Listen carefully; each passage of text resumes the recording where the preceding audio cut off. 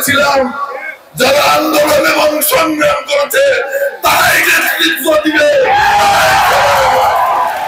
আন্তর্জাতিক চক্রান্ত এবং ষড়যন্ত্র হচ্ছে এবং পতিত স্বৈরাচার এখনো ইন্ডিয়ায় বসে, এই দেশে বসে চক্রান্ত এবং ষড়যন্ত্র করে যাচ্ছে।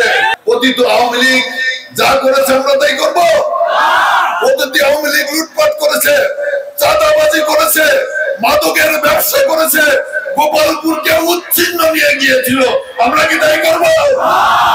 আমি আপনার কাছে বলতে চাই, অনেক কথাই শুনি, আজকে আমরা সমাবেশ করলাম, আগামীকাল থেকে যাতে যা শুনি আমাদের মধ্যে কেউ অন্যায় কাজের সাথে জড়িত আছে, আর না শুনি কেউ মাদকের ব্যবসা করতেছে, কেউ মাদকের সাথে জড়িত যদি করে থাকেন তাদের কিন্তু বাংলাদেশ জাতীয়তাবাদী দলে কোন স্থান।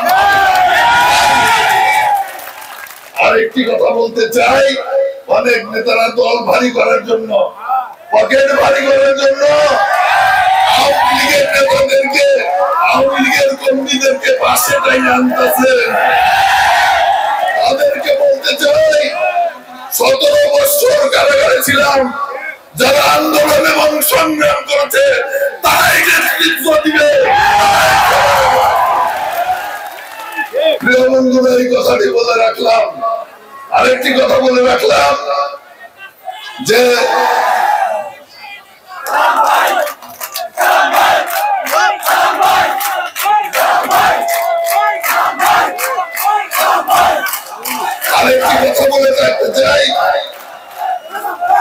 পলাশীর আম্র কাননে যখন বাংলার স্বাধীনতা নিমজ্জিত হয়, বাংলার স্বাধীনতা নিমজ্জিত হয়, আম গাছের ভাগ দিয়ে জনগণ দেখেছে, প্রতিবাদ করে নাই। একটি করে ঢোল ছিললেও ক্লাইমের সৈন্যরা বাংলা দখল করতে পারত না। আজকেও বাংলাদেশের মধ্যে ভয়াবহ ষড়যন্ত্র এবং চক্রান্ত হচ্ছে, আন্তর্জাতিক চক্রান্ত এবং ষড়যন্ত্র হচ্ছে এবং পতিত স্বৈরাচার এখনো ইন্ডিয়ায় বসে, এই দেশে বসে চক্রান্ত এবং ষড়যন্ত্র করে যাচ্ছে।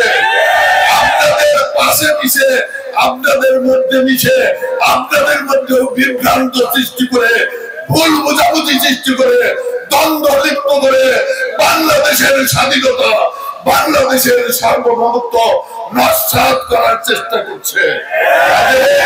সকলকে আবেদন জানাবো, আসুন আমাদের মধ্যে যদি কোনো ভুল বোঝাবুঝি থাকে, সমস্ত ভুল বোঝাবুঝি ভুলে গিয়ে আমরা যারা জিয়ার সৈনিক এক হয়ে আমরা দেশকে ঐক্যবদ্ধ রাখতে পারি।